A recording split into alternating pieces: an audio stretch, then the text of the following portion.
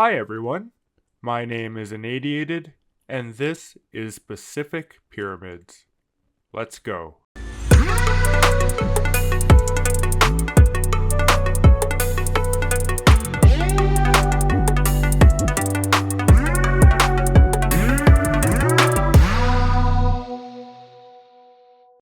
Hi everyone, welcome to episode 15. So, this is Pacific Pyramids, and it's a great map to just really take my time and really do whatever I want with this park because we unlock quite a bit. We don't get everything in this park, but we get mostly everything. And we get a lot of the theming. Now, I am planning to make this park a centrally Egyptian park, kind of in the same vein as Evergreen Gardens or Millennium Mines.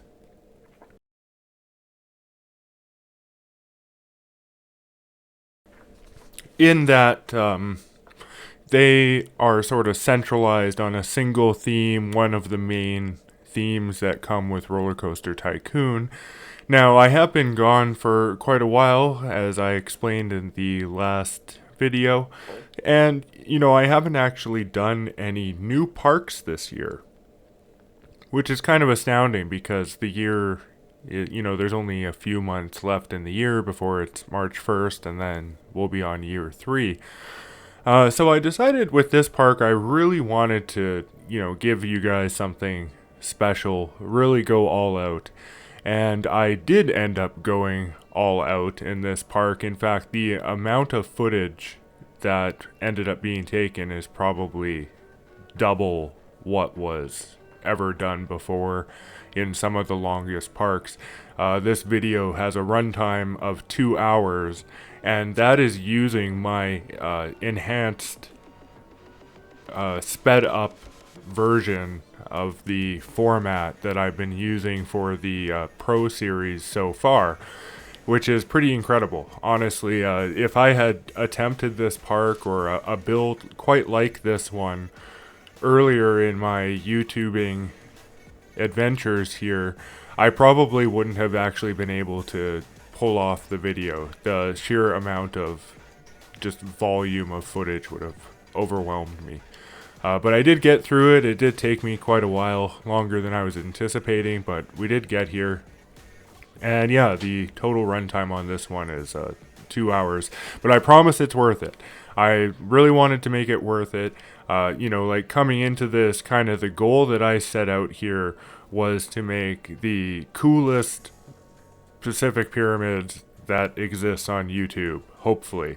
Maybe give the video a like if you agree with me at the end of the video, if you agree that it's the coolest or maybe one of the coolest Pacific Pyramids on YouTube.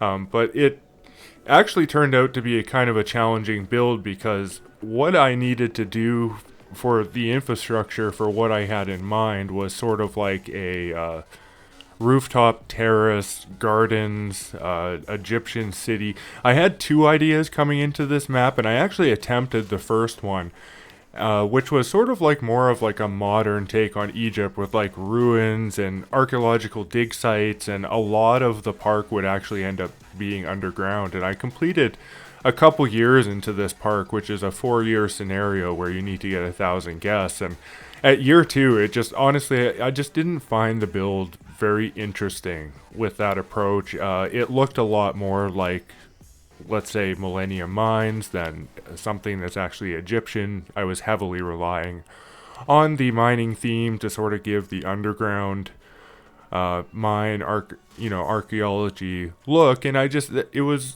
had a little Egyptian city in the middle of it, but it just didn't look very Egyptian as I wanted it to be. So I scratched that idea and I decided to make the whole map, including all of the bought land and everything, kind of a Egyptian city, like a dense one.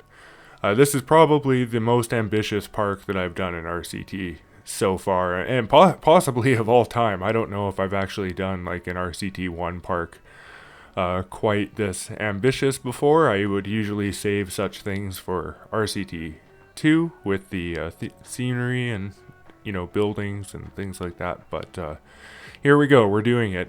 So the first challenge that I had to do in this park was really overcome the needs of what I had in mind. So that would be the infrastructure. So I put a monorail completely underground. That idea did sort of come over from the first park concept of the more underground park. I decided I wanted to keep the underground monorail so that I would have more real estate above ground and didn't have to worry about winding a transport ride through things, though I do build all 3 transport rides. But in terms of the one that actually goes around the entire park, it's the monorail, and the entire thing is underground. Now I do a few like little dig sites where it pops out, but for the most part you can't see it.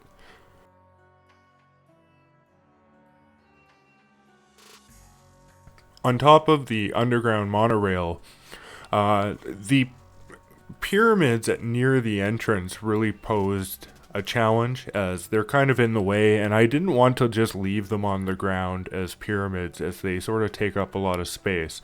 So in this particular scenario, I don't say that I respect the scenery, because I do remove almost all of it, but I kind of put it back. But like, I've raised the pyramids above ground, as you can see there, with the one with the junior roller coaster or the steel mini roller coaster, and they just took too much space, and I need that space. And it also allowed me underground access, so there is quite a bit that does go underground in this version of the build, even though it wasn't an underground central type build.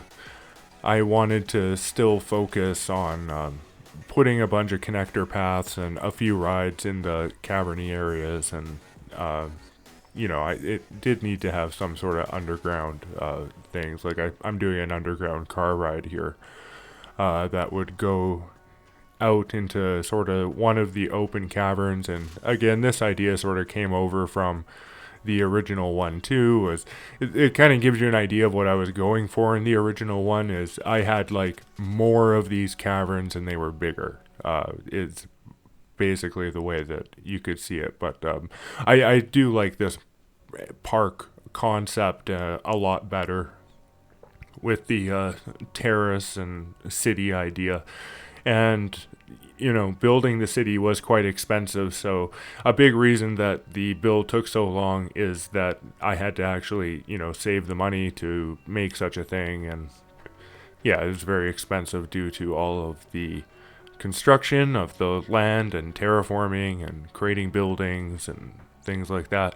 But I did enjoy the fact that the actual purchasing of the land is really cheap. It's like $15 a tile or so. So purchasing all the land in this scenario was really easy. I did do a lot of like sort of temporary rides and revisions of rides, as I didn't really know, like sort of coming into the back of the park here, I didn't know what was going to be where. So I just sort of started placing things, and then as I brought the theming and the infrastructure forward, I sort of like repositioned rides and did whatever I needed to do to get it to fit into the ideas I had for the theming. And a big reason that I wanted to position rides around the park is because you need the 1,000 guests, but what I decided to do, given that you need 1,000 guests, is just sort of let them loose and let them wander the whole park. Of course, they're going to get lost, and I did deal a lot with lost guests up until the point where I had sort of the path infrastructure that I had imagined up and running, and enough rides spread out everywhere that, they could find everything. I didn't remove the underground path in this. It said that like the underground path in this one is completely impossible for the people to navigate, but that's not true if you have enough rides spread out throughout the park, and then it just becomes another path. Where they become lost is that they end up walking under there, and then they don't encounter something for too long, and then they want to leave and they don't know where to go. So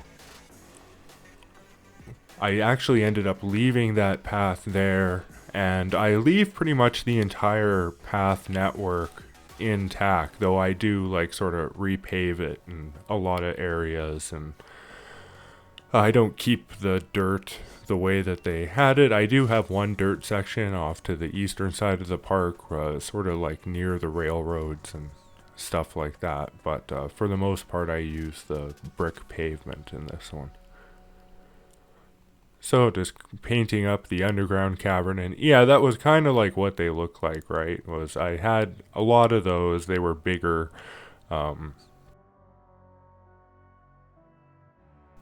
I like it was an interesting concept. I think if I had like a better selection of scenery, like if I was in RCT two, maybe I would have been able to pull it off better. But I just didn't have the tools in this one, and as you can imagine, given that Millennium Mines is basically exactly that. It's a bunch of sort of holes in the ground with the wooden architecture and mining themes. It was really starting to look a lot like Millennium Mines, and I didn't like that. I really wanted to have like a nice, pretty map, and something that was extremely Egyptian, not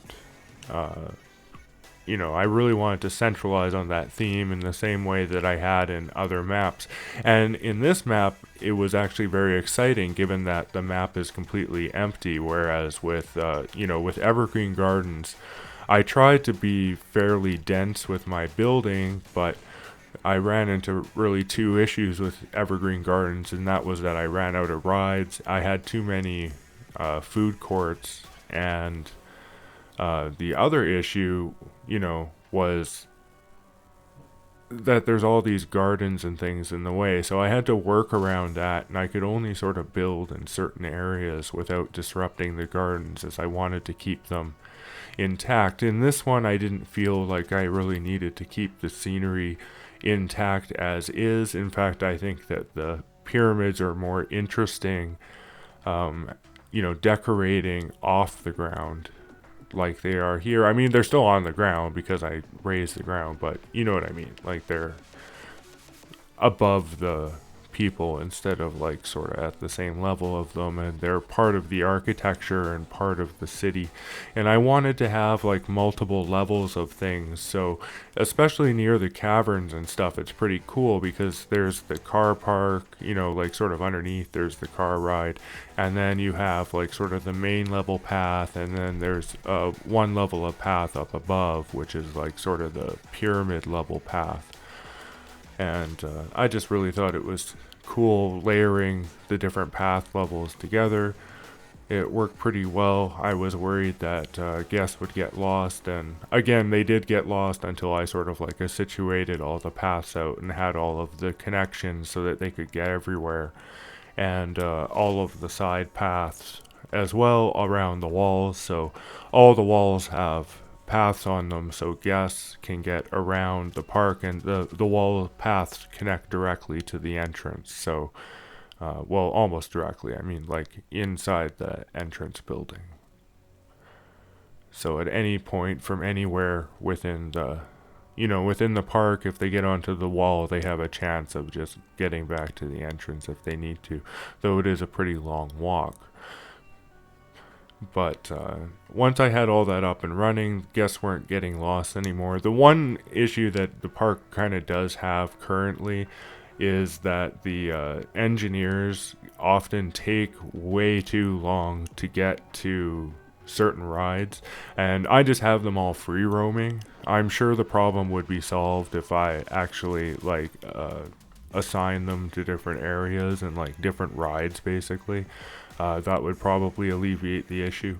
It's just that it's not that they have issue finding the rides. They find the rides fine. It's just that often wherever they are is not close enough to the ride that they're able to arrive in time. And then you get a notice, and then you click the notice and you see where they're at, and they're probably already fixing it by that time it just took a little bit too long.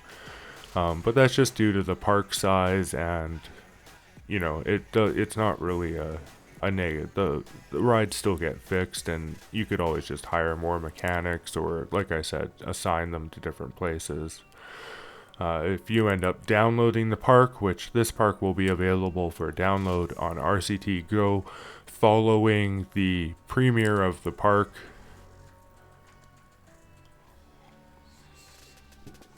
Unlike with the other Pro parks so far, because this one hasn't been seen yet, I decided I would not release it up until, like, I don't know, when the video goes live, basically. I'll probably do it like during the video and upload it then. But yeah, you'll be able to download this park, and if you want to correctly assign the mechanics, please do.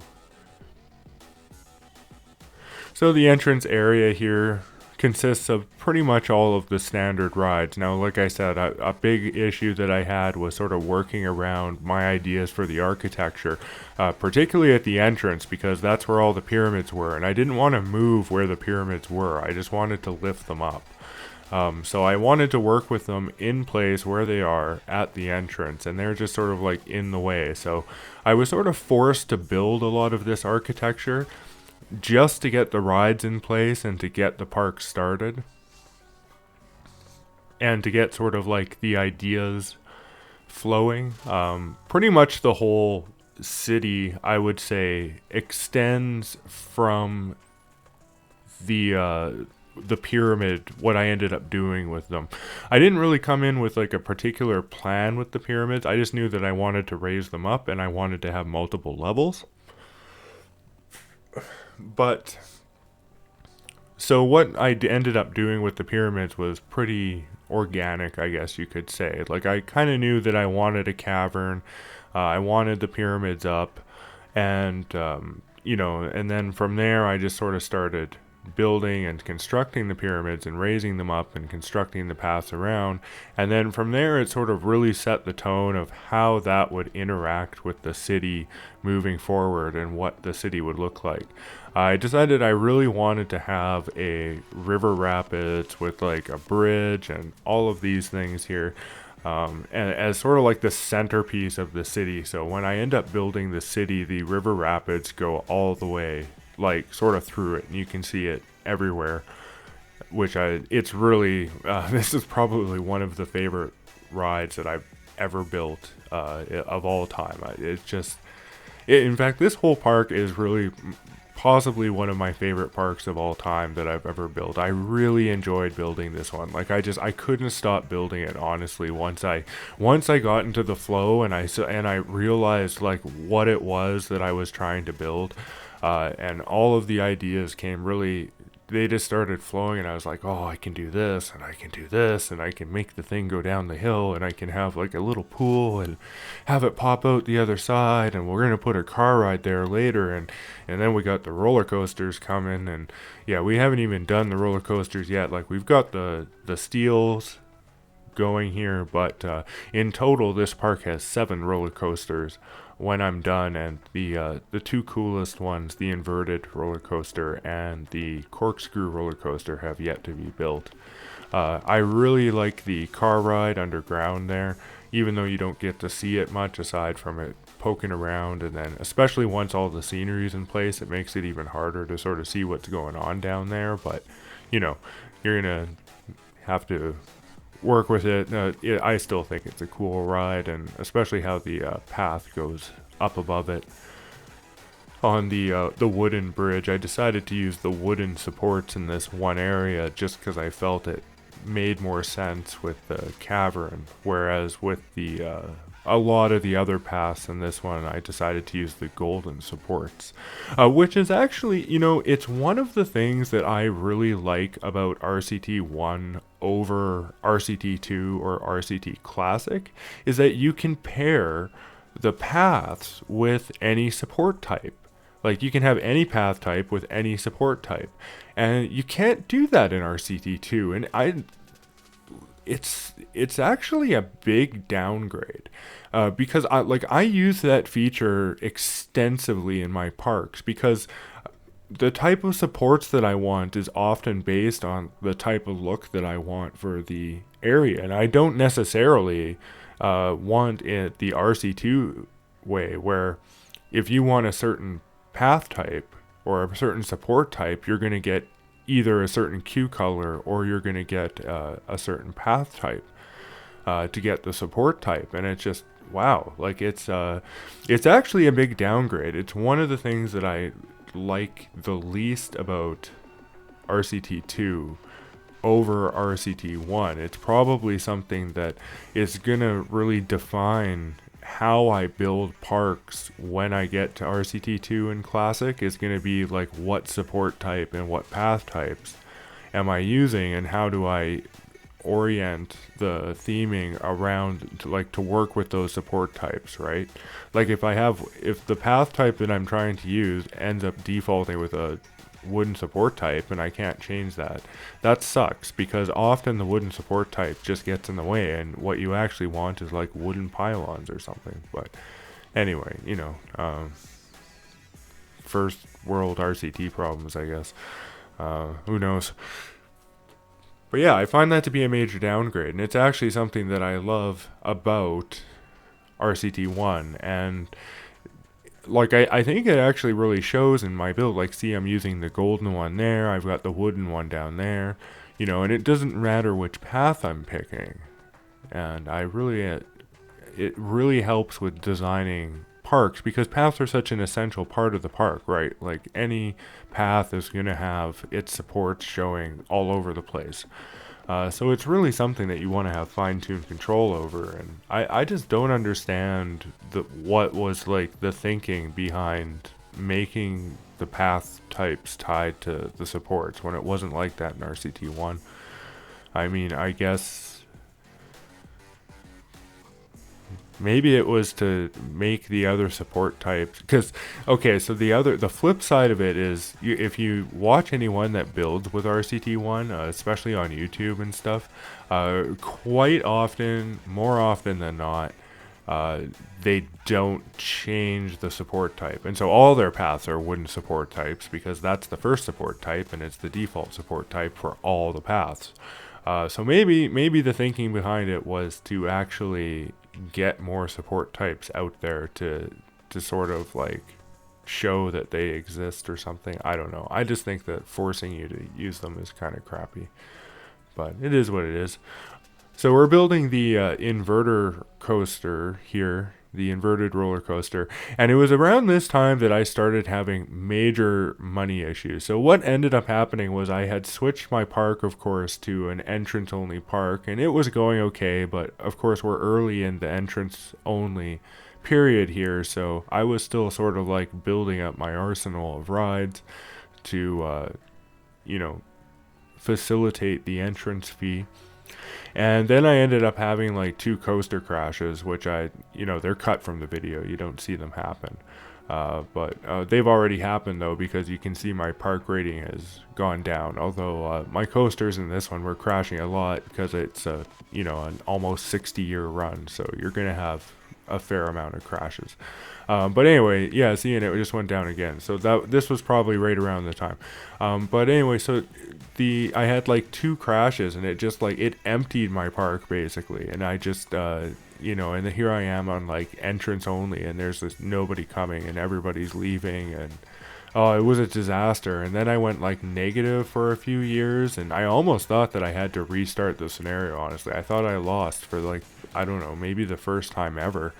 But no, I didn't lose. I just switched everything back to pay per ride, made the entrance free.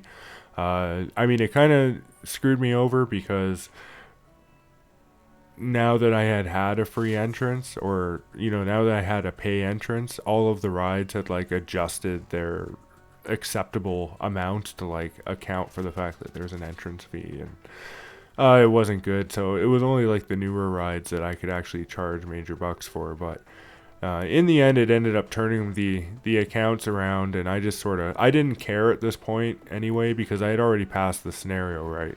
So it really didn't matter to me how many guests I had at this point anyway, so I just kept it on the paper ride, used it to fund the infrastructure because, yeah, the infrastructure was extremely expensive to build in this particular scenario. But oh boy, I am so happy with what I ended up building. But yeah, it was like a 60-year run, so I had a fair amount of roller coaster crashes. A lot of people died. Easily over 100 people have died in this park. It's you know, an action park type park. Pretty cool.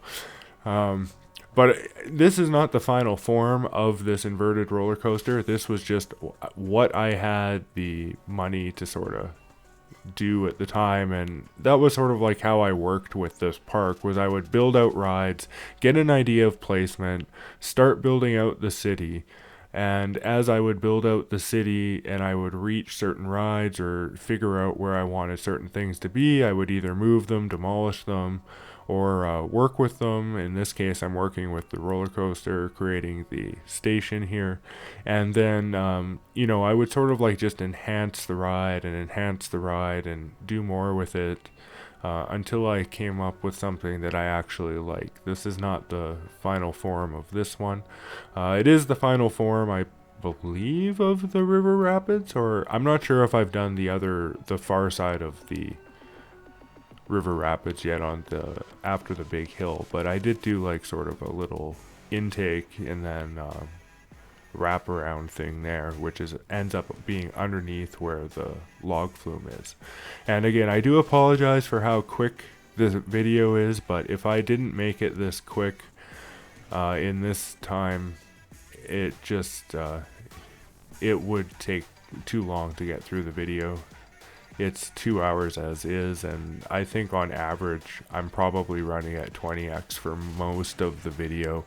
I mean, again, I dropped down to 10x when I felt that there was something pretty important, but yeah, we do go pretty quick here, so I'll try to, you know, not have to do that in the future. But again, I did want to go all out on this one. I'm probably not going to go this crazy on the next few parks here coming up because they're all pretty hard parks. In terms of the scenario goals, we're at the end of the scenario series, and they all have like little quirks about them and stuff. Like there's nothing like this where you get literally like a square of land. Like there was no better land configuration to do exactly what I wanted to do with Pacific Pyramids here.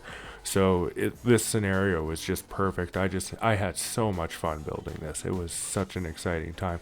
So again, over here we got another little cavern. Now this cavern again is sort of like inspired by the idea. So what I figured I would do is sort of like an inverse of the first idea, where it was going to be like a small Egyptian city and mostly cavernous areas with like, you know, walkways and things going through the different caverns. Instead, what I figured I would do is I would invert the idea, and it would be mostly an Egyptian city, and then, you know, here and there would be like these little caverny areas where there'd be some rides and stuff. Like there's an entrance to the monorail here, you can see. I decided to put the woe belly down underground, not underground, but like sort of below the average ground area as well. And once I theme the whole area, I really like how this ends up looking with the sort of monorail track that goes by it, and then the woe belly and the train, and with all the theming. I posted a screenshot of this one pretty early on in development of this park, or construction of it. And yeah, it's one of my favorite rides, I think. I do end up repainting it later, and I add some yellow and stuff to the tower, but for the most part, this is exactly how that area ended up looking, as it was in the screenshot that I posted. Oh, and I wrapped the roller coaster around it after that as well too. That was a pretty cool addition, so we'll see that later on. So yeah, I decided to make this cavern just a little bit bigger, have a couple bridges there. It was going to be right beside the train station. And this area ended up looking really good. I found I really enjoyed it with the dirt. It's sort of the only area where I use the dirt paths and no, that's not true. Never mind. I lied. I used the dirt paths on the western side too, in sort of like the same position. So like the northwest position and the northeast position, I'm using the dirt paths. The northwest one is a little bit more mine theme oriented than it is the Egyptian theme oriented. I also do the alien theme in this one. There's an alien section that we'll get to a little bit later on coming up here. But the reason that I figured that the alien section made sense is because, there are like so various theories on what the pyramids are and how they got there. And of course, one of the theories about the pyramids is that they're actually like large resonance sort of chambers that create frequency that are capable of like communicating with aliens from outer space or maybe from inner space or who knows, another dimension. But anyway, so I figured, yeah, why not? We'll throw an alien area in there and because they made contact or something. And actually this roller coaster, the red one, which I make yellow later on, is actually called outer contact because the edge of the coaster ends up sort of going over what becomes the alien area, which I made on the other side of the double train tracks. And the double train tracks are really cool too. I really wanted to do that idea again after I had done it in Evergreen Gardens.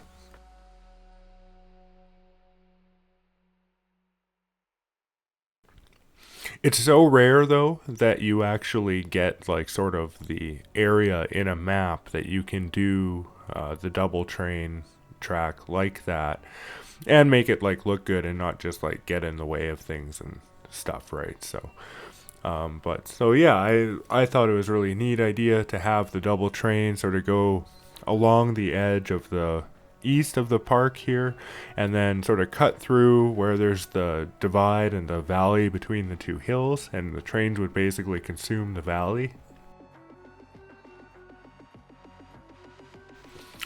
There would be like a crossing or whatever, but then it would provide a nice sort of natural barrier between the alien area and the rest of the park, which is the Egyptian area. And even the signs that I ended up using a lot of signs in this one. I really like how the sign graphic sort of gives a nice stone archway over things, and I think that it adds to the sort of look of Egypt more than the brick archway. So I ended up using signs a lot just so I could get archways everywhere. But one of the signs that I made when you're going into the alien area, it says that it's to the other side of the tracks or something along those lines anyway.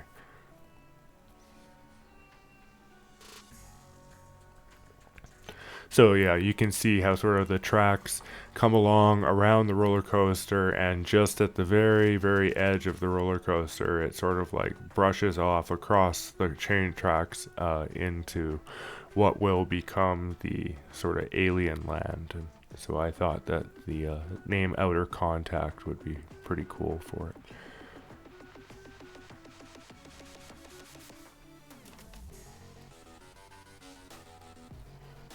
I figured I would extend the sort of dirt grass theme that I had going on that side of the park and bring it all the way up to the tracks, as the tracks with the building next to it sort of provided a natural barrier for that theme to end or blend into everything else.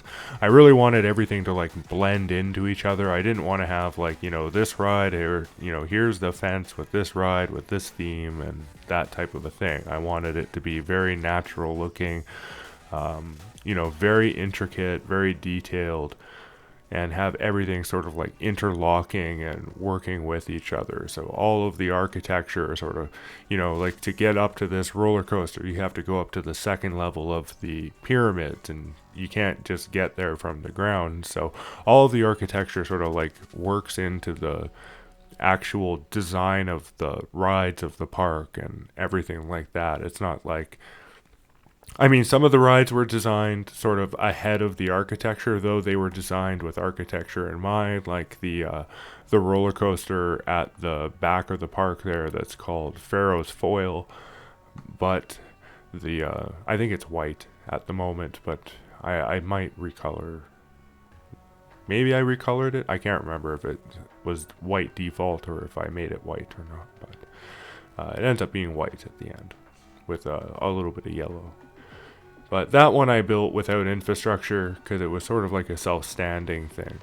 But this one here, you know, without sort of the pyramids leading up to it and things like that, I wouldn't have really been able to design this one the way that I designed it. And the same thing goes for a few of the other roller coasters that I end up designing, and just other rides in general, like the river rapids and stuff is a good example, though you can't really see it yet. I did have a lot of architectural ideas in mind when I built the river rapids, and it'll become more apparent as I build more of the city in and around the river rapids. But I really wanted to get that river rapids ride in before I started to do anything because it was sort of integral to the whole idea, and I didn't want anything else to sort of interfere and get in the way of what I had in mind. So it was sort of the highest priority thing, and then I figured I could build everything else that I wanted around it depending on what I needed. And I end up building a really cool car ride too that sort of works into that southern side of the city, on that southern side of the hill, and it sort of like goes in and under it, but you know, it wasn't as high priority because not as most of the car ride is actually outside, not underground. I actually just put the station underground. I called it Sphinxter because it's under the Sphinx.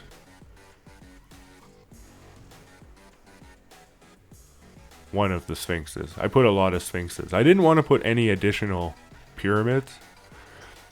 I felt that like the 4 pyramids coming in are like, those should be the only pyramids.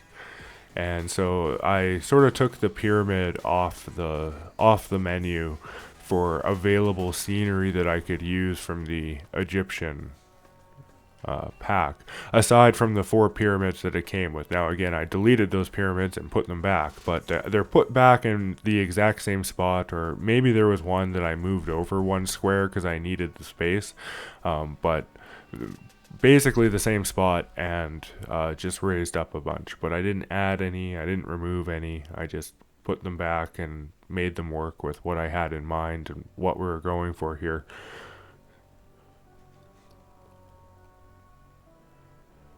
Yeah, as you can see, the scenery and architecture, very expensive. There was a lot to do. I wanted pretty much the entire thing to be developed. I didn't want any sand left except for a few areas that were going to be kind of like sand and dirt mixed. But I wanted all of the sand on the other side of the outer walls so that the whole thing felt like a city. And yeah, what a perfect map to do this on, because it's a perfect rectangle almost. I mean, okay, so on the western side of the wall isn't perfectly straight, like you have a couple things down, and you have a big hill there anyway, so that worked perfectly because, you know, I didn't actually build the wall up onto the hill, I just built the wall into the hill. And then the hill becomes the city, right? So and then the wall starts again on the other side, and the path just goes underground underneath the hill and just follows it all the way around. So that ended up working out beautifully.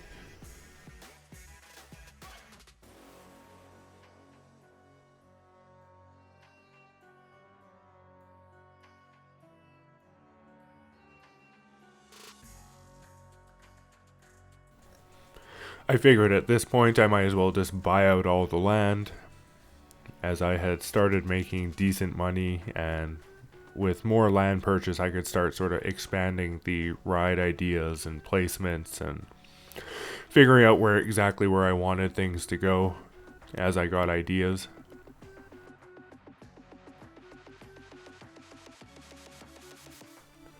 I did find that the Egyptian scenery, building the architecture the way that I built it, see, I use the same pattern a lot, which is sort of like the Egyptian walls with the gardens in it, and I use it to sort of cap off pretty much everything.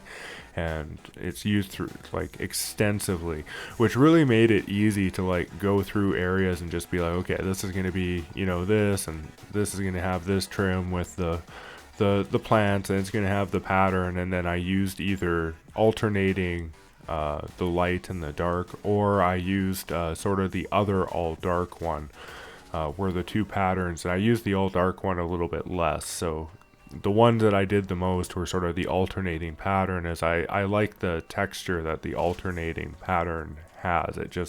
I think it's a little bit nicer having the two different colors sitting side by side.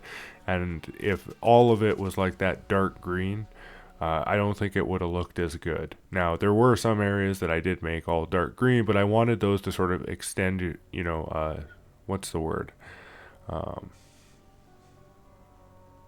I can't think of the word, but sort of like put a spotlight on the Egyptian theminess of it all, because the lamps have that dark plant around them. I'm not sure what plant it is, but they have that one sort of around them. So it's sort of implied in the theming pieces that you get that this is sort of like the idea that you're supposed to go for, or at least something along these lines of like using those plants and using the walls and stuff like that. So I guess from that point of view, like this is kind of like a default Egyptian theme. Like it's sort of like, okay, what are you gonna do if it's Egyptian? I guess this, but it's not something that I've ever actually done before extensively to this degree. So that was pretty cool, because usually, again, if I do something that's this extensive, it'll probably be in RCT2, and it's probably with like actual buildings, and it's a little bit more varied and possibly more detailed as a result, because you have a lot more pieces and there's a lot more things you can do with it. But again, as I've explained in the Leafy Lake episode, having that restriction and having like sort of having to work within confined bounds actually can make you more creative. So I found like working within this particular idea of what I had built here, I was able to take a few like simple designs and simple patterns and then apply those like sort of universally throughout the park, and tied in with the water and then the brick paths and all this stuff, and then sort of like just make unique designs of architecture, which was another bonus of doing this Egyptian theme. Was unlike some of the other themes and ideas, like let's say Leafy Lake, where everything is sort of like house oriented, right? So in that sense, I'm sort of like limited in what I can build, because I want it to be like a believable house. I don't want it to be like some wacky building with like different shaped flat roofs, and I find like modern flat roofs in RCT are really hard to pull off anyway. So but in the Egyptian theme, having a whole bunch of sort of like flat surfaces, or in this case they're not flat because most of the flat surfaces I ended up putting the sort of plant pattern on top of. But let's assume that's sort of like what counts as a flat surface in this theme. It's sort of like if you removing the topping aside, it's just like even in the building architecture and stuff, I tried not to use a whole lot of slanted roofs. I do use some, but I tried not to use a lot, and I tried to make most of it sort of like just continuous. Like there isn't an individual building per se. It's sort of like just one large building that sort of just extends forever, and it creates the entire park out of it, right? And I thought that was kind of an interesting approach. It was an expensive approach, again, with the actual need for manipulating all this land and turning it all into something, because I probably manipulate either with paint or with actual like changing the terrain height almost every tile of land in this park. with this one, so that did add up. But I think the end result really was worth the effort, and I definitely wouldn't take back that 50 hours. I'm quite proud of this park. I'm really happy that this is going to be on RCT Go for people to download. I'm really excited to get this one out there. Sort of finishing off what will become the blending area into the train tracks, and the train tracks work as a perfect natural barrier, like it was meant to be, basically, because under the train tracks I can use the rock texture, which just makes perfect sense to have the train tracks with the rock. So I can have the dirt and sort of both Egypt, the sort of like Egyptian stone, and the sort of like grass and dirt texture and stuff blend really nicely into the rock, and then the rock blends really nicely into sort of like the red alien rock texture, right? Like the Mars texture or whatever it is, which is a really hard texture I've always found to like blend into things. I talked about that in the Mel's World video, where I wanted to sort of bring the alien zone out and blend it with the rest of it, and I didn't really end up know what to do, so I just put a whole bunch of everything down sort of like a checkerboard pattern, and I think it worked, but it was sort of like just a shot in the dark, like we'll see how this looks type thing, and luckily it looked pretty good.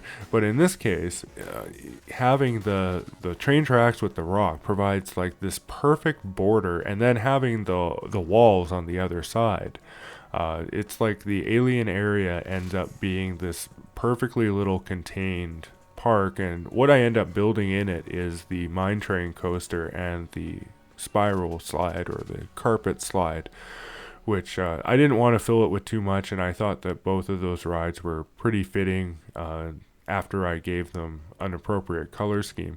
I did revise this coaster a fair amount of times. I think this is actually the final revision here now, so this is what it ends up looking like, and it keeps the sort of wraparound helix of the Woe Belly, which was great. So finally building the car ride here.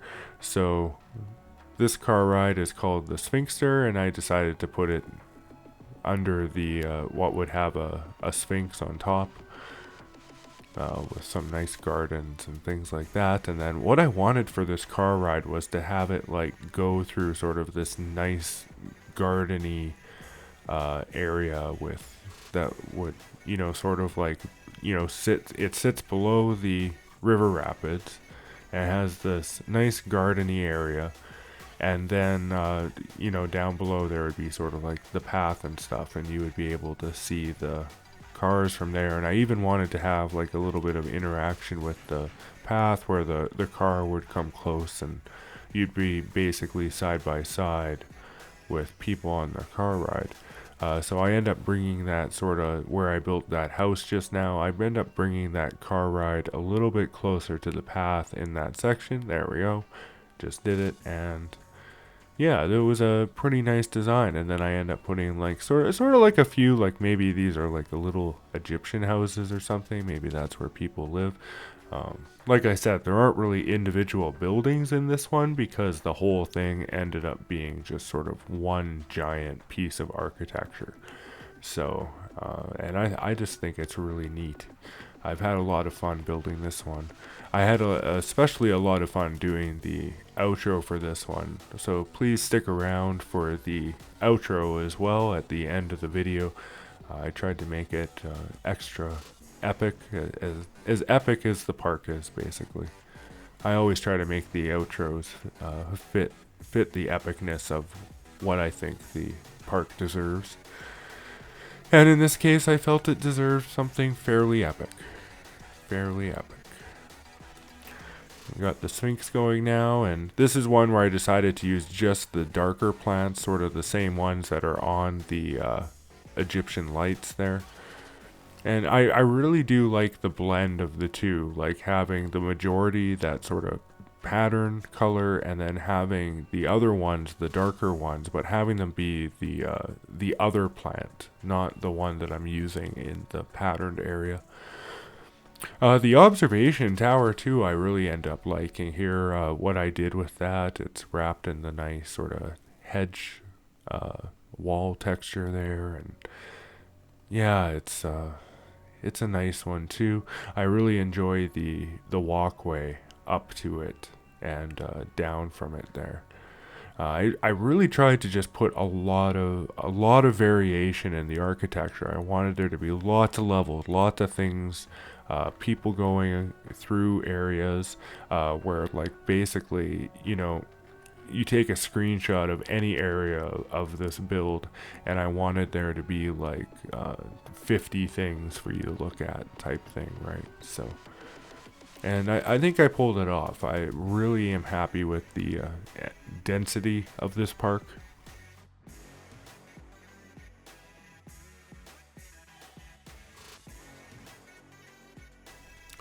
In a lot of my other parks that were along the same theming lines where it's a single theme, like Millennium Mines or Evergreen Gardens, there was a lot of space sort of between where I had built architecture, and I wouldn't call it space because it was filled with theming, but I would say it's more like open space theming, like just some trees and stuff, sort of like what I have under the roller coaster there. And in this one, I didn't want a whole lot of that. I really wanted it to be sort of like just continual architecture. Like everything is built. Sort of everything is a facade, like it would be in a real theme park, right? Or many theme parks, like sort of like the more established theme parks, like the big mega theme parks. And I wanted this to be, sort of like a mega park. A career mode mega park is what I wanted this one to be. And it's, well, we're coming along here, aren't we? We're 1/4 of the way through, 51 minutes into the video. Well, not a quarter, so we're more than a quarter into the video, but we're a quarter into the park, because the way that the park build, of course, ended up working is that as I built more, I was able to get more money, and money became less of like the obstruction to building more and more, and so my building sped up the closer that I got to the end of the build, whereas at the beginning of the build I had to really sort of space out when I built buildings, when I built rides, and that sort of thing. By the end of the video, I'm just building as much as I can, as quickly as I can, and it really showed during the editing process, because during editing, it's like at the, for the first half of the videos or whatever, I'm skipping through large sections and wondering when the next important event is going to be. And then in the last half of the videos, I'm wondering, when is the not next important event going to be, because I've hit so I've already taken up 10 minutes of my video with this one video, and I still have another 15 to go, and oh boy, this is going to be a long one. And I was really worried that I was going to go over 2 hours, and I figured that if I did go over 2 hours, I would have to make things even faster, but luckily I was able to come up at basically exactly 2 hours. So I did not sacrifice any of the detail of the video any more than I had to fit it in that 2 hours in the first place. But again, I did try to keep a lot of the sort of more detailed sections, like this section here where I'm detailing this building and things. I tried to keep those on a slower speed so that you can still see what's going on.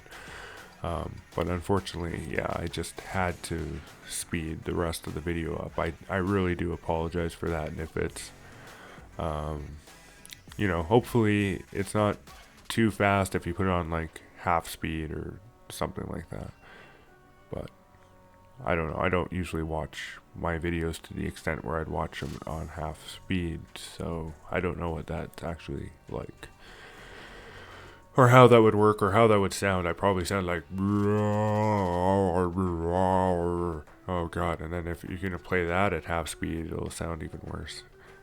Something like that. Oh, this little fountain here in front of the observation tower. I really like this fountain too.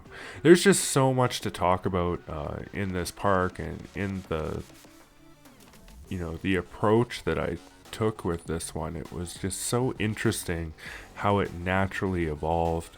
And I can't really think of another park that I've built for the series so far that really like kind of work this way, like the way that I was able to just sort of sweep across the whole park and detail things almost to like the max extent. There was a few times where I go back and I detail things, and I change rides here and there, like I said. But mostly as I'm getting to the rides, not so much after the fact, unless they crash and I feel that they need to be a little bit longer to get rid of some of the momentum. But yeah, with this one, it was just sort of like I would go through, I would do an area, and then I would just move on. And that area was just done. Like, I really didn't feel a need to go back to any particular area once I had completed it. Like the area there with the roller coaster, I don't think that I go back and even add like a single plant or anything. Whereas often how I'll do my parks and things is, there will be like sort of a final theming pass where once I've sort of completed most of the park, I go around and I do more. And you'll see that in a lot of my builds where I'll start suddenly jumping to like earlier sections of the park that I had done and just touching them up and stuff to get them to all sort of align to like the same feel. And I didn't have to do that in this one. It was sort of like everything just felt right, like as I was rolling through. And it was really neat. This area here with the building with the roller coaster has a really cool interaction with the train track, where there's like sort of this bridge, and like you can't put land over land in RCT1, right? Like you can't put a separation where there's land and then nothing underneath it. But with the train, it's kind of cool because it uses like the big wide tunnels, and then I have two train tracks like side by side, so there's two wide tunnels side by side, so it almost looks like there's like a total like bridge, right, with a small column in the middle. It ended up doing a really neat effect, and so I was quite happy with that. I almost wish that I had done another one sort of earlier, closer to the first train station there, instead of just the single path wooden path bridge over the train. But it was already done. Like I said, it was like that section was done. I had moved on. I'm doing the alien section now, and I wanted to make the tracks to this one nice and gold, and yeah, I really wanted this section to pop and have like a sort of a yellow tint to it, as yellow was kind of like the primary color of the rest of the park. The primary highlight color, I guess you could say. I would say green and sort of gray are the primary colors, but the highlight color was yellow. And so I wanted it to be like sort of this really golden yellow, and I didn't really use this color as a main track color for anything else. I left it only for this one, and then when you have like sort of the golden alien pieces and things around it, and the green and red roller coaster trains, I thought it ended up looking pretty neat. It was a cool effect. And then I did the sort of the same color scheme for the slide. It is the same color. It doesn't reflect the same way like the train track version does, but it is the same color. And so that one with the black, and then with the black supports of the mine train coaster, I just think this area looks really cool. And it ends up blending in thanks to the train tracks, providing a nice barrier there where I can align the rock pattern with the alien ground. It wouldn't have been possible without the train tracks. Yeah, it has a nice little tunnel there it goes into. Really neat. I like this area. There's the walkway. So the alien area only has one walkway from the center park And then it does have a connection to sort of the wraparound wall path. But aside from that, like, it's a pretty small area. It only has the 2 rides. I didn't want it to take up a whole bunch. But I did want the coaster to be... it's a really popular coaster, actually. The people go all the way out to the edge of the park, and that coaster is constantly filled. I'm not exactly certain how. It doesn't have a super high rate of ridership, so people wait in line for a little bit longer with that one because it's kind of slow. It's like a family coaster, but there's other coasters that are for the wild ones, like the inverted coaster there, or the steel coaster, or the upcoming blah blah blah blah blah corkscrew coaster. And the corkscrew coaster is actually my favorite coaster design in this park, so I'm really excited to show that one. We've got a drop coaster coming up here too. That one's pretty cool. The other one that I do is the suspended single roller coaster, and I do a Mobius single rail roller coaster at the very end of this build. So lots of coasters. I think out of all the parks, this might have the most coasters, because I think Evergreen Gardens might have only had, let me see here. How many did Evergreen Gardens have? 1, 2,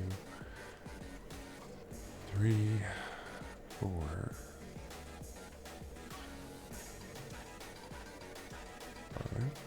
I think it only had 5. Yeah. 7 coasters. I mean, like, of course it's easy to just build coasters everywhere. Like, I call them spaghetti coasters, where you just have, like, sort of coaster crazy everywhere and there's no design. But I like my coasters to have a nice area to them. I like them to feel like they're supposed to be there, right? As opposed to just sort of towering over everything. And if they do have interactions with other coasters, I want those interactions to be very neat and tidy, and also feel like they're supposed to be there. And so what I actually did with this building was I brought the monorail station up into sort of, there's like this sort of crevice between the 2 buildings, so there's actually path between there, and you can't really see it now with the 2 buildings. Now obviously obfuscation is a big issue here in this park, but yeah, you can't really see it. But what ends up happening is that the outer wall bridge connects to the path, and then there's a monorail station there. Actually, that's the entrance to the monorail, that sort of entrance in the wall, so you can see that. But yeah, that's the entrance to the monorail station down below. And then, if you come onto the other side of the building here, that's where the entrance for the actual roller coaster is. And you have to go sort of down along the side of the building there. And then walk around, and if you go down along the side, if you go to the left, you'll end up going to where the train station is. So I tried to have, like, sort of all the transport rides, within a few junctions of each other, so you can so that they can definitely see it. Because the way that, if you don't know, the way that peeps see in this game is they see ahead by junctions. So by default, a peep can see 5 junctions, and a junction is like where a piece of path intersects with like other pieces of path, right? So that they can make a decision on if they're turning left or right or going straight. That's a junction. So it could be a T junction, or it could be a cross junction. And the other option is it's just straight, right? Like if it's an elbow, it's just straight path, according to the path binding. And this is why the double path doesn't work in RCT, and why it confuses the peeps is because the way that they see is by junctions. So if they're sitting on a piece of path, they can see 5 junctions in every direction. So depending on how many junctions you have, maybe they can see across the whole park. If you don't, if you just have like one straight piece of path, they can see across the whole park. Okay.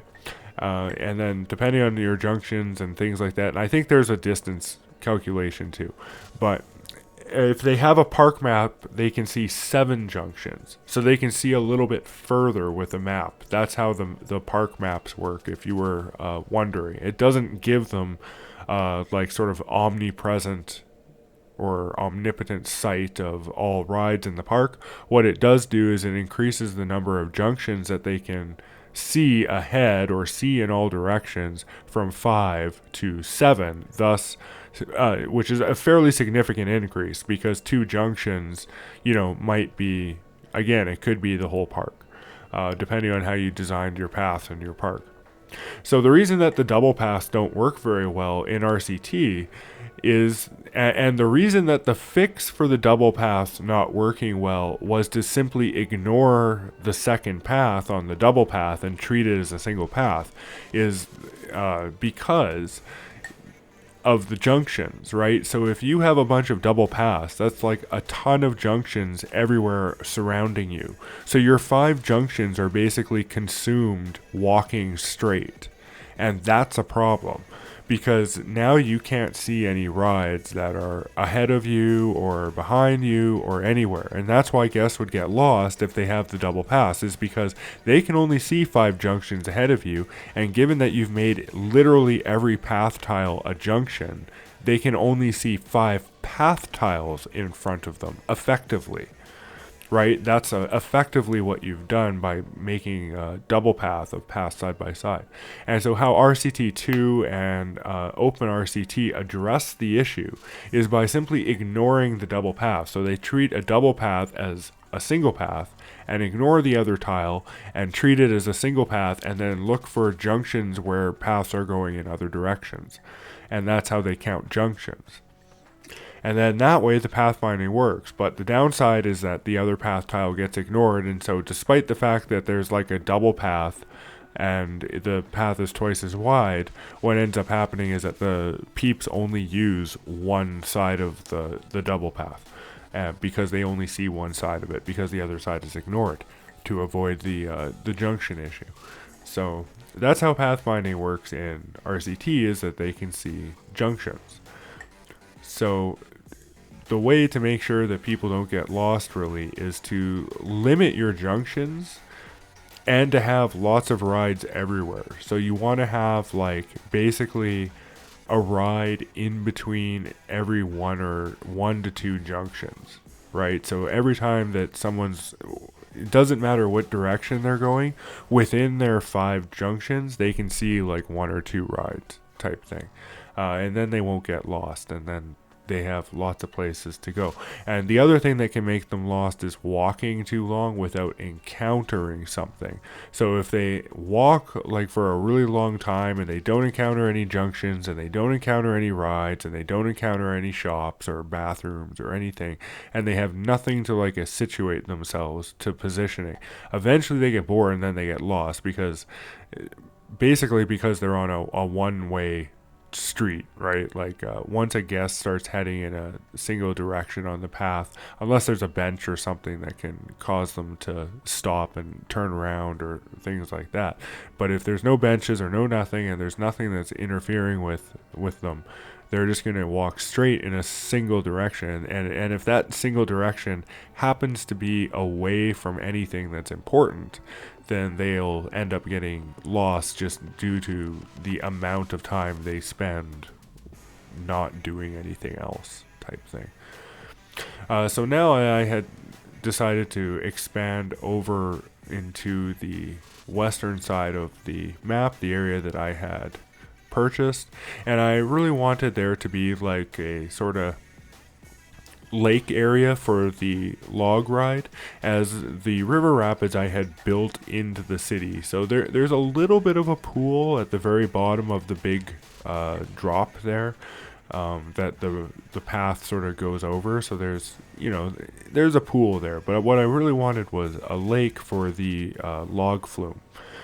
And then it would sort of be like the lake was in the middle of was in the middle of the city, and it's developed all around it, and the log flume would sort of like travel through the lake and then go, in and around, and would have a few drops and stuff. And so the first thing that I wanted to do was get the placement of the lake and sort of figure out how that was going to look. And once I had the lake in place, I could sort of figure out how I was going to design everything around it. And I had run out of money to do the rest of the water, so I did a little bit of the water because I wanted the water to be up to a certain level. And I'm just waiting now to complete the lake, or maybe I already completed it. Yeah, I already completed the lake, but yeah, so now I'm doing the log flume as basically much like how the river rapids was sort of going to be the centerpiece of the city on the eastern side of the map. I wanted the log flume to be the same thing for the western side of the map. So sort of I built the log flume, and then I built the rest of the city to sort of facilitate the log flume and design things around it. And that way I think that it really lends itself to the idea that it was sort of like built in, and like it really feels like it's part of the architecture, as opposed to a ride that was sort of stuffed in afterwards or something like that. There's also the haunted house there, which I put in sort of the caverny area, which I think is a pretty neat area for it too.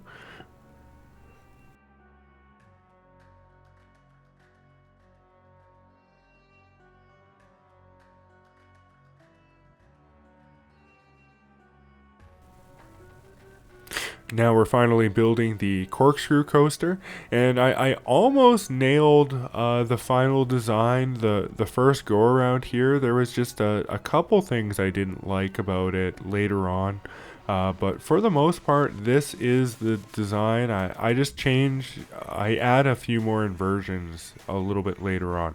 But for the most part, that's the design that I end up going with.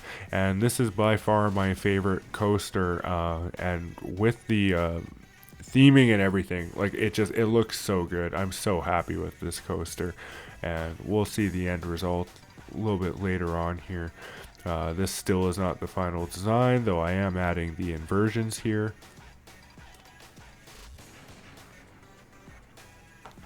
Now we're doing the haunted house. I thought that was just a perfect place for it, especially given the structural supports for the haunted house are very sort of, industrial or mine town looking. I wanted to sort of keep it in that vein, a little less in Egypt and a little bit more closer to like what I was doing with the train station area.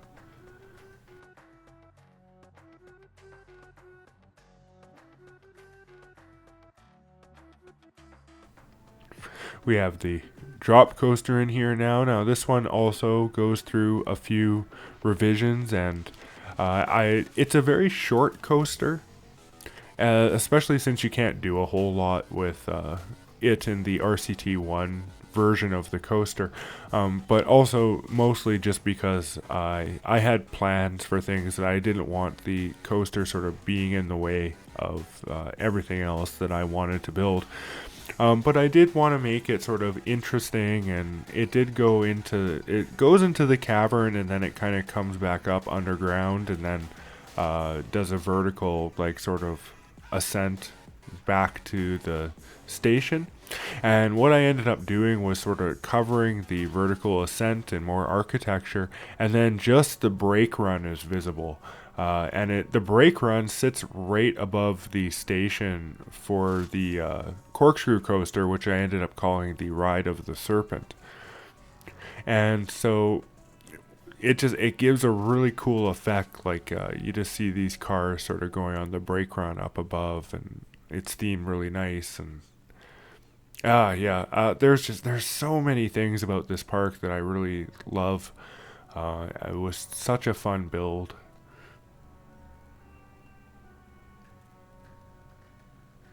Like I felt pressure to sort of get this one out here because I know that I hadn't built something in quite a while, but at the same time I was just doing so much with it that I just didn't want to hurry. I figured that hopefully you guys would appreciate it more if I just went all out and built it for as long as I could. Basically, if I, what would happen if I just had effectively unlimited money, because by the end of the park I do have unlimited money, though a lot of the build is accounting for the fact that I didn't have unlimited money in the approach. But I didn't really try to cheap out on anything design wise. I just tried to work around it and then come back to it later if it was something that I felt was too expensive, particularly at the beginning. Like with the pyramid structures and stuff like that, there was a period of time there where I just removed the pyramid, and I think maybe I painted the ground a little or something to like show where it was. But yeah, now doing the station for the log flume. And the initial drop here I'm really happy with too, and it sort of like has this nice little canal where it goes into an ascent that's underground and doesn't reappear until sort of the back of the building holding the station for the corkscrew coaster. So I thought that was kind of like a cool effect, and I do something similar on the other side of the station later on too.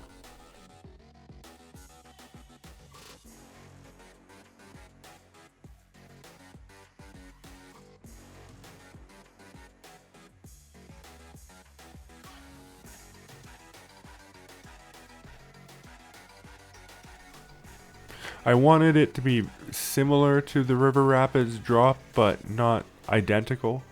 So I didn't use the sort of like topiary type stuff, and I felt I would go with I don't know, what are those Egyptian statue things? I don't know.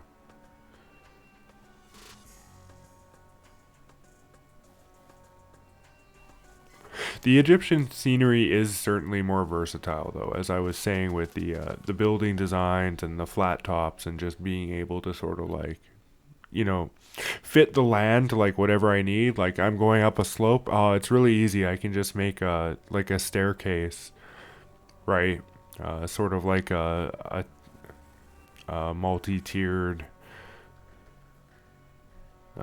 rooftop garden terrace type thing, right? And I could just apply that everywhere, and it was really easy to just fit any landscape. Adapting height variations and things like that was really easy in this map, and that's why it was so I felt that I could really go the extra step and build something that was very dense and very detailed, as I didn't really have to think too much about exactly what the architecture was going to look like. I just had to have an idea of sort of what the placement would be and sort of what was required. And I knew, and I had faith that I would be able to adapt whatever the architecture's requirements were to something that would probably look fairly decent, just given the style of structures and things like that. It was really easy to build structures, really easy to come up with different designs and new designs.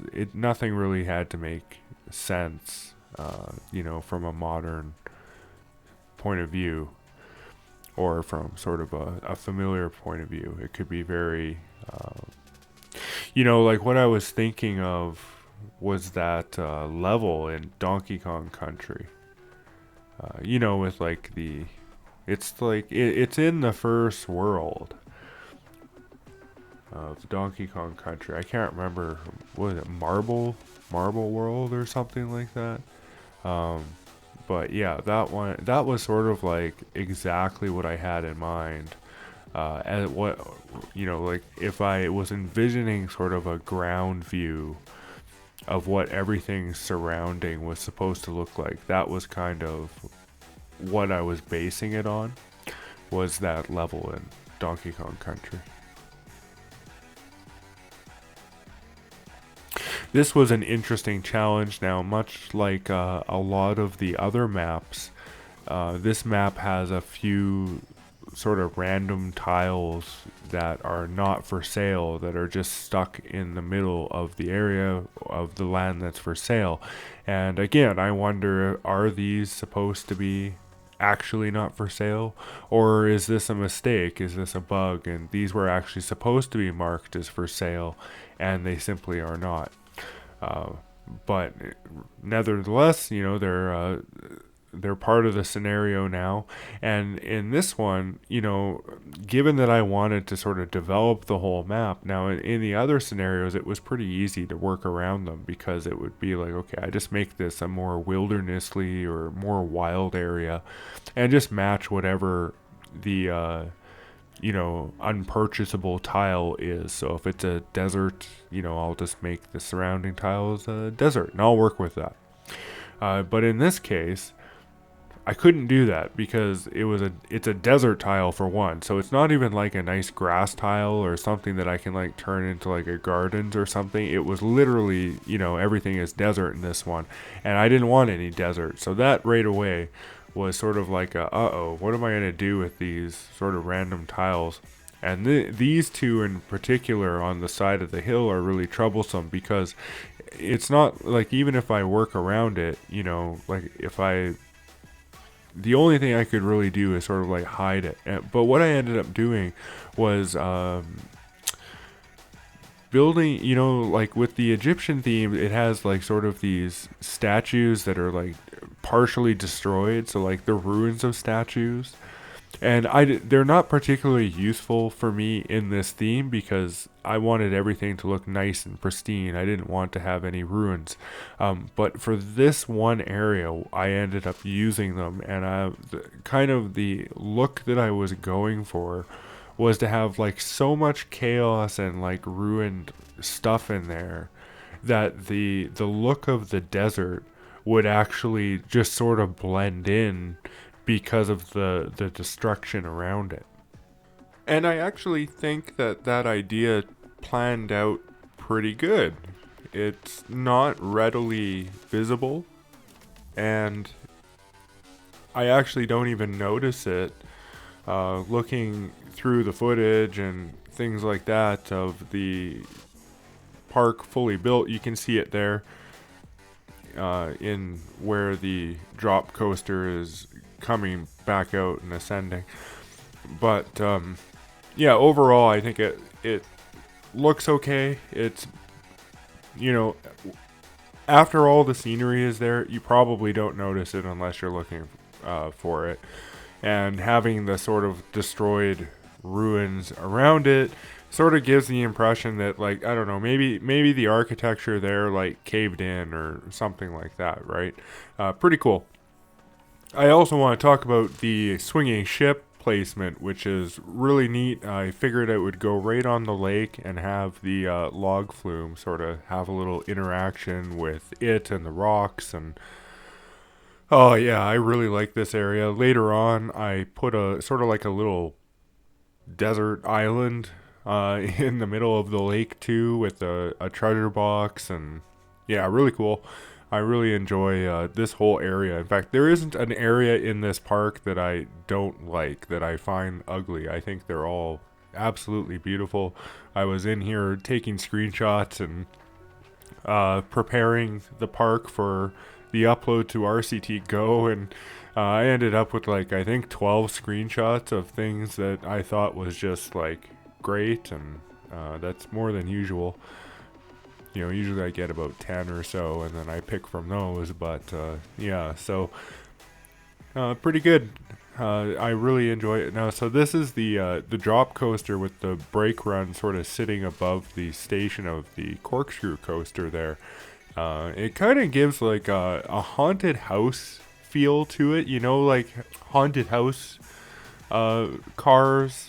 Because the drop coaster kind of looks like those, or like maybe something you'd see in like a Drop a Doom or something like that. But I really, really like the brake run sitting above the corkscrew station there. I thought that was a pretty cool design choice.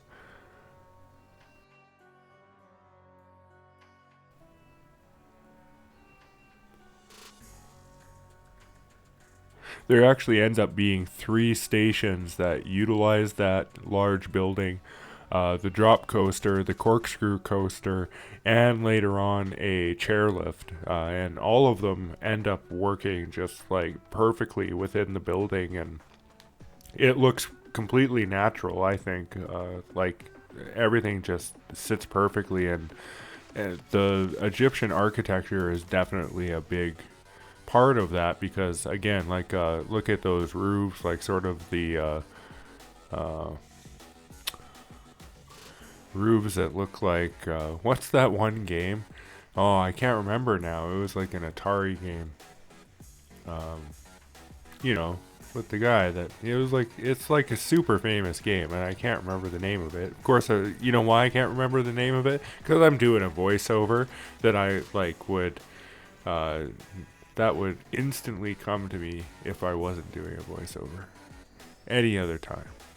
But because I'm doing a voiceover, it's not going to come to me. And that's just how it is. So, you know, the game where the guy, like, jumps up the steps that are, like, in an isometric view. You know what I mean. You know the game I'm talking about, or jumps down the steps. Right? You know the game. If you know the game, put in the comments so I don't forget forever. There's my obligatory, put something in the comments. You know, subscribe, like, hit that notification bell. YouTube. Anyway, continue with the build. So this building ended up, I just sort of like, I wasn't sure what to do with this building because it's like got stuff in all different directions and there isn't really any rhyme or reason to it. So I just sort of was like, okay, I'm just gonna build what I need to build to facilitate the rides.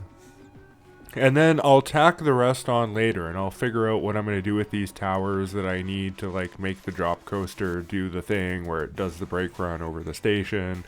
And, you know, then I decided to get the idea of, like, sort of turning them into, like, a level terrace sort of type thing. And here we go. We're doing the island now. This is super cool. I like the island. The island might be my favorite part of this scenario, this just little lake with an island and the log flume going by it here. Pretty cool.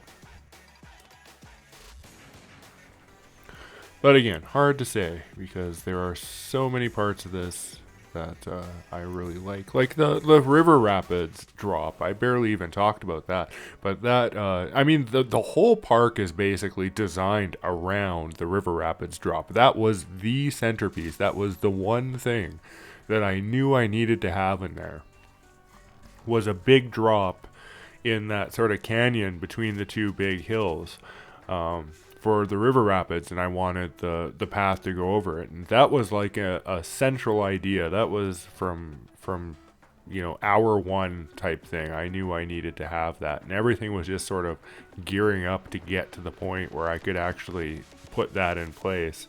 And, you know, as you saw earlier in the build, the river rapids was one of the first rides, you know, once I started expanding out and had figured out the infrastructure stuff. The river rapids was basically the first ride that I put into the city. So yeah, that was sort of what the whole thing was designed around, leading up to and then come like sort of spanning off from.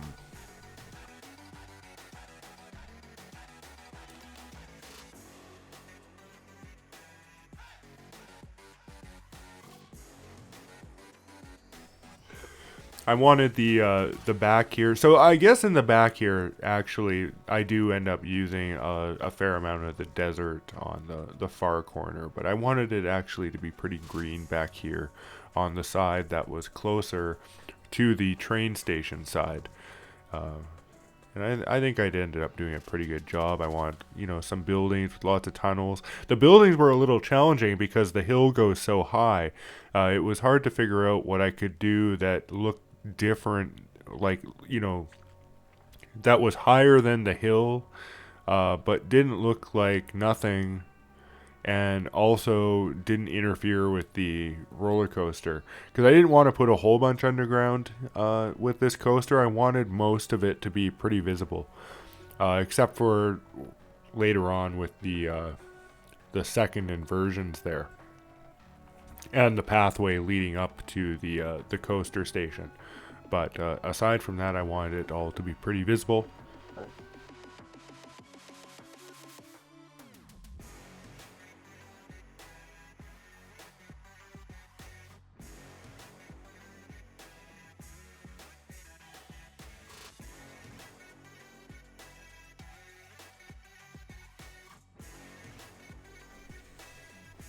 And yeah, I used the dirty grass on the outskirts and sort of kept the more pristine grass for the gardeny areas inside the city. Given that I was using a lot of different textures in this build, I tried to assign textures to like different surfaces so that they were used consistently throughout the park, so that it was really easy to train your eye to see things and visualize things. So once you start to pick out patterns within the park, it becomes really easy to sort of like see what's going on in the park instead of it just looking like a whole bunch of chaos and crazy.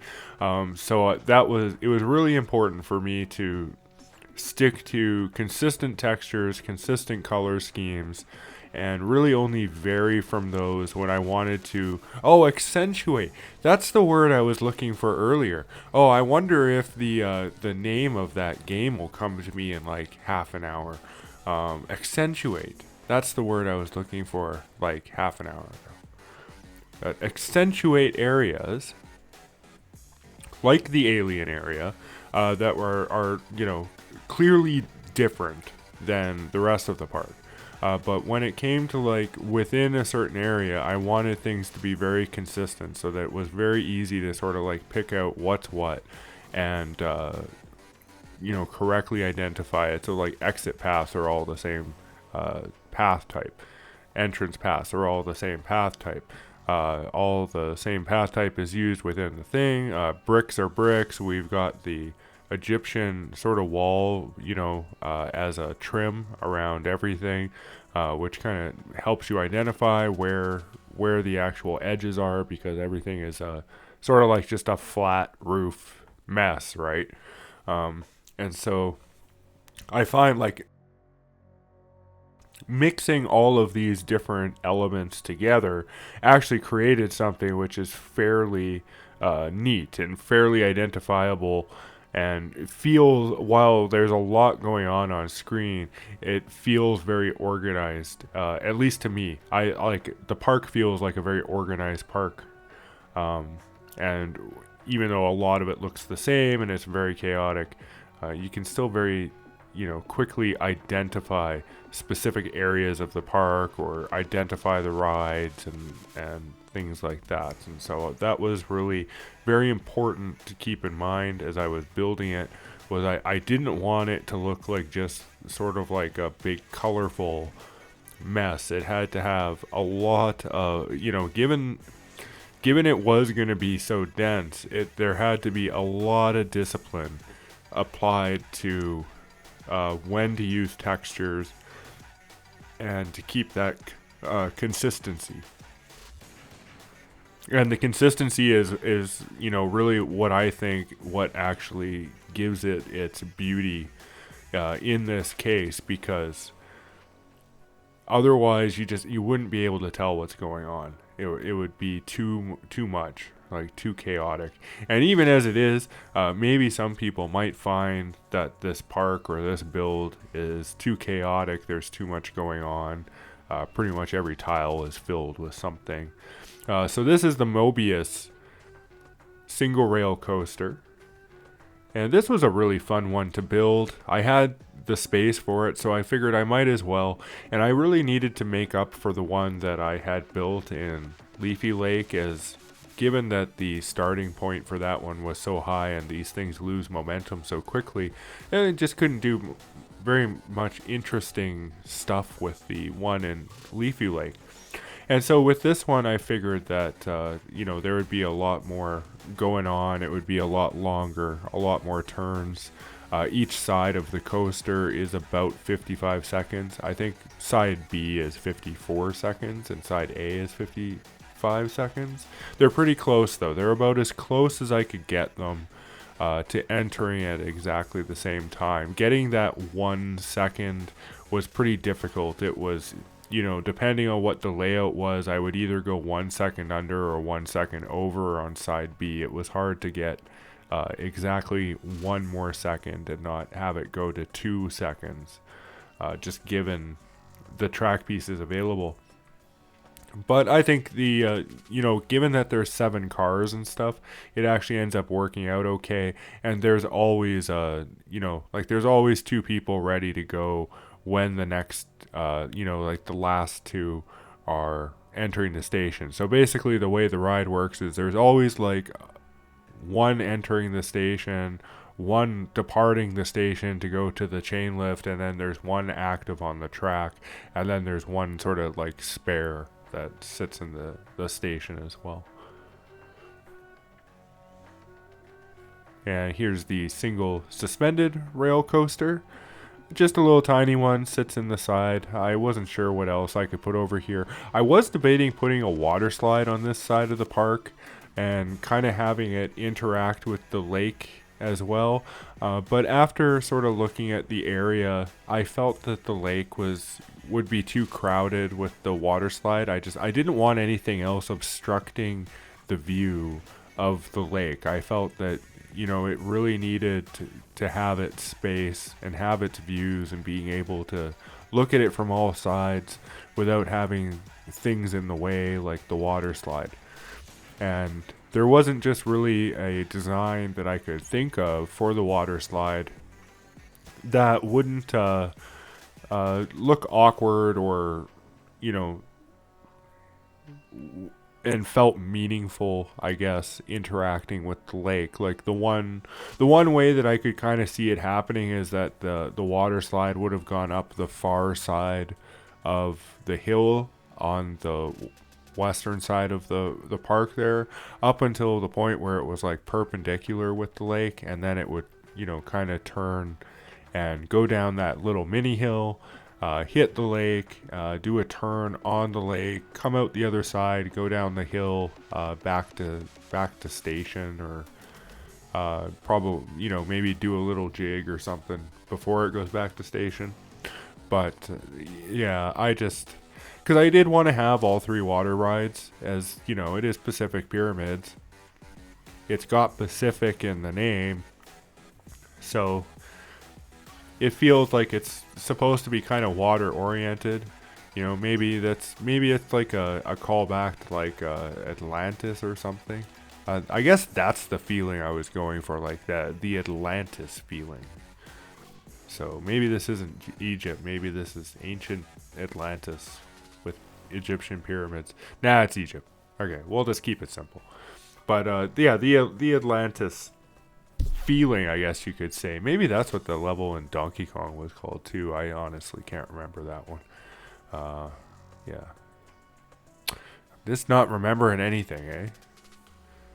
So that's how it is when I do a voiceover, though. I've got all this like park talking in my head, and then I can't remember like anything else because it's just like RollerCoaster Tycoon. That's like all I'm thinking about, RollerCoaster Tycoon, and my park that I've been building forever, and no one's seen me because I'm building my park, and they're like, what are you doing? Building my park, especially when I really get into it. There's a few of those videos there, not very many this time, but a few source files were like 4 or 5 hours all in one go. And yeah, those were like the big roller coaster times and things like that. And I have a lot of fun with this game.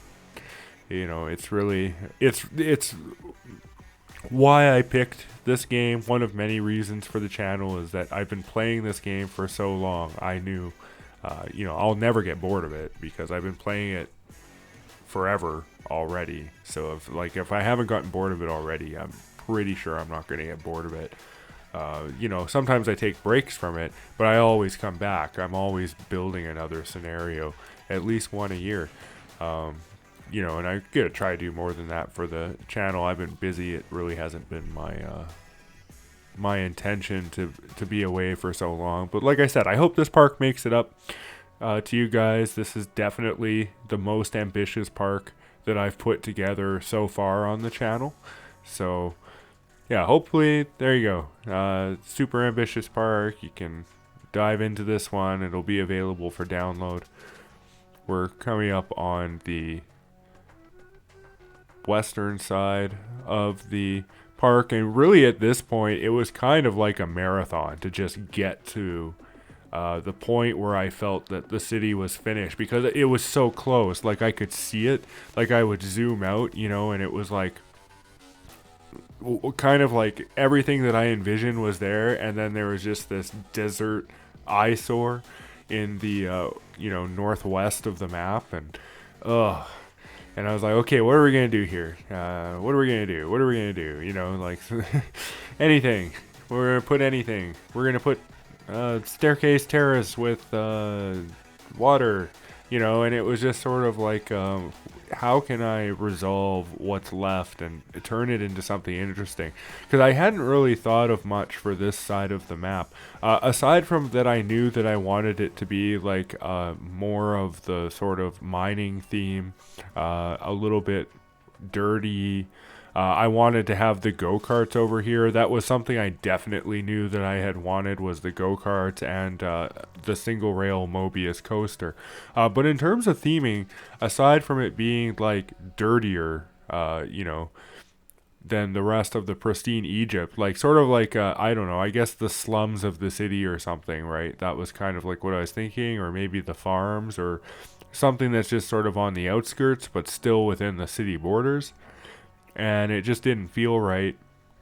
And I kind of make like an inner wall against the pristine part of the city, like the nice part of the city, against it too, so that this area is sort of like isolated. But I didn't. Aside from that, I didn't know like what I wanted. Like if I wanted buildings, or if I wanted like any sort of like set pieces, or I had really no plans for this side. I had kind of like set it aside because I was thinking about all the things that I already did know. So that was where I had put my focus, was on, like, I wanted that lake, I wanted the river rapids, I wanted the alien area, I wanted the train tracks. Those were sort of my primary focuses, and none of those had much interaction with the area over here. So I kind of took this path and I brought it up and I gave it sort of like a grander entrance, as this was going to be kind of like the entrance into the main city on this side of the map. And then coming through from the entrance, you would go into this, sort of like dirtier part of the map. And I end up putting a bunch of the go-karts into the wall, and turning that into like the actual border of the inner city.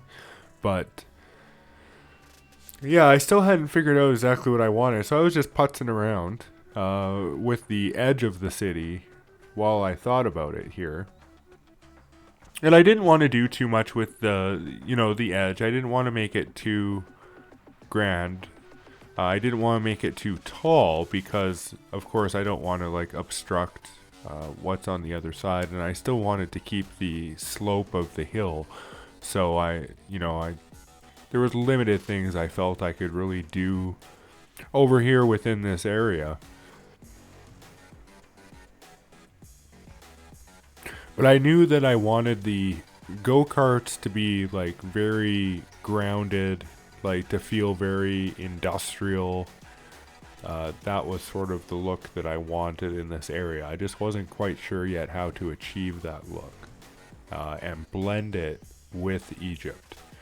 That was sort of the important part, I guess, was how do I blend it with Egypt? Now, having the walls of the city kind of made it easy, especially once I had them all in place, because then I could see like sort of the final area that I was working with, and it was a lot easier to fill things in. And what I ended up doing was building just a building for the chairlift, and a giant station building for the Mobius single rail coaster.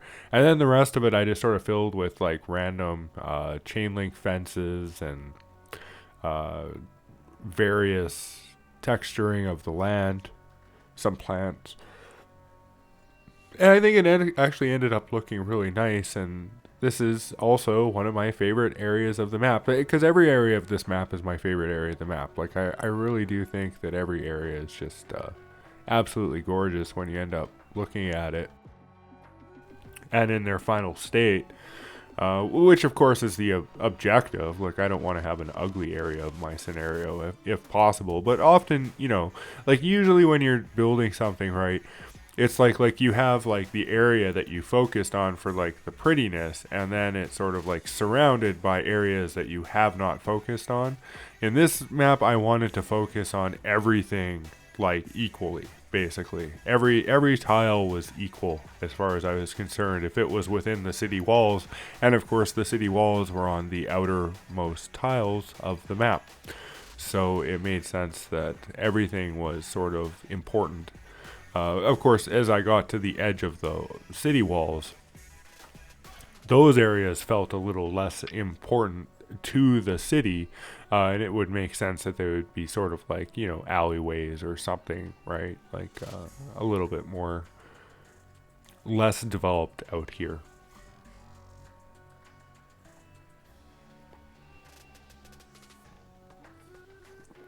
I figured I would put another connection to the wall path up to here, so now all of the connections have been established and the entire path network is complete. And it really was up until about here that I was having issues with like lost guests. Like it would come and go depending on how I had the path network configured, but ultimately it took having everything interconnected to really get rid of the lost guests, so that guests could get everywhere that they wanted to get within a reasonable time. And like I said, it still, there's some work to be done when it comes to the actual engineers, because the engineers are not able to get to rides quickly enough all the time necessarily. But it is what it is. Like I said, they get fixed. Sooner or later, the rides will get fixed. And, this park's at like year 56 or 57 by the time you download it. So stuff's breaking down pretty often as well. You might want to try to, I don't know, import it into Classic or something and refurbish some stuff. I have no idea how to deal with it. But yeah, this was the basic idea for here. Was I would have some wooden structures, that was the one for the chairlift there. And, the look for the go-kart started to kind of come together now too. I figured I'd throw just sort of an entrance separator building here between the wall path, and give it some interaction with the Mobius single rail coaster.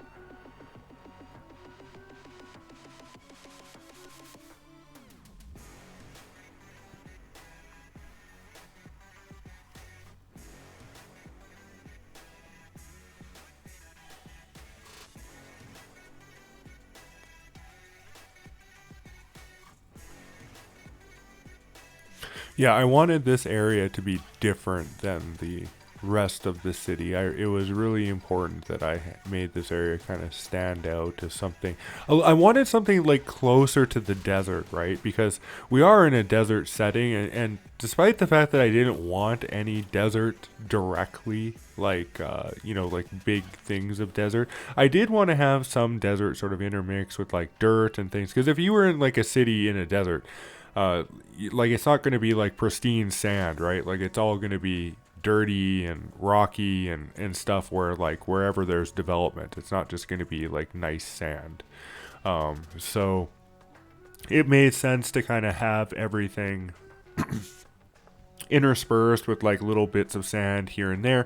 But I did want to sort of tie this map and the build back to the overall setting. I didn't want to pretend like this is some sort of, green oasis in the middle of the desert. This is development sitting on top of the desert.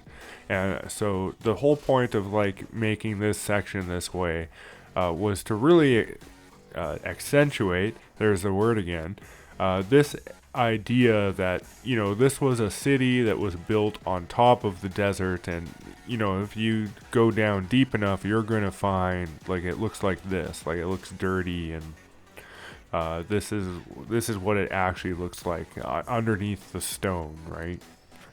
That was kind of the idea here.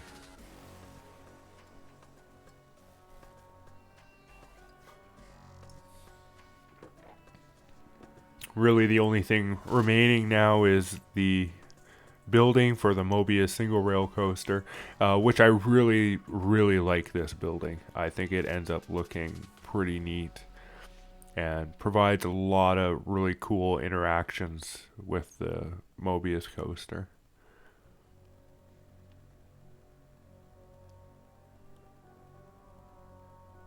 Yeah, really fun stuff.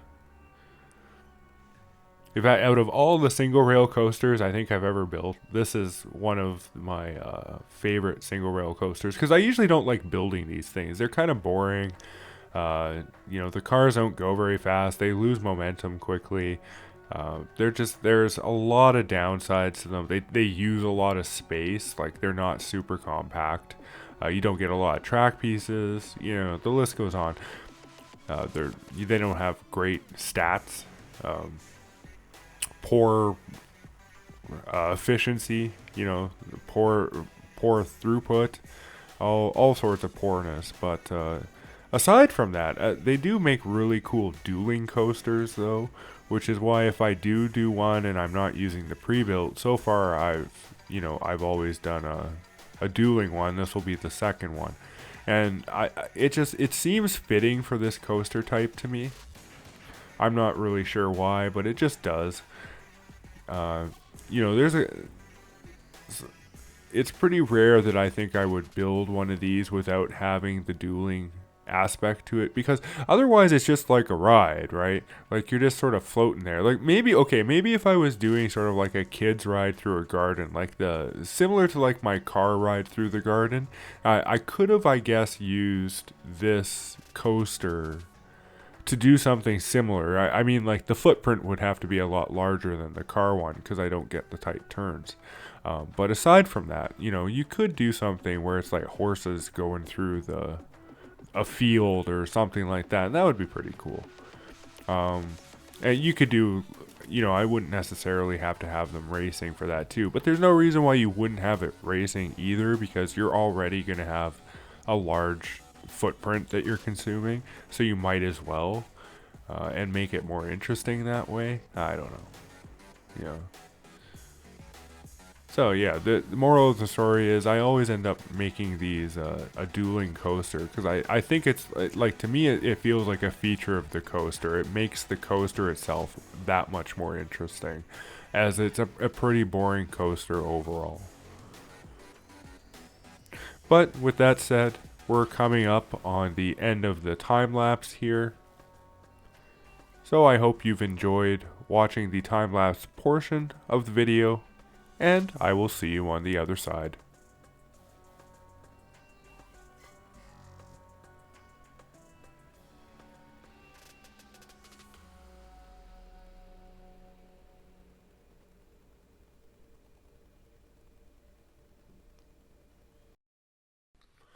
And that is Pacific Pyramids. This is just such a good scenario. I mean, it is the dynamite dune scenario, just from a different angle. But the land configuration in this one is just way better. The way that you're able to approach from the other side, what would be I think the western side in Dynamite Dunes, and you get more space. So I hope you've enjoyed this build, and here is the end result.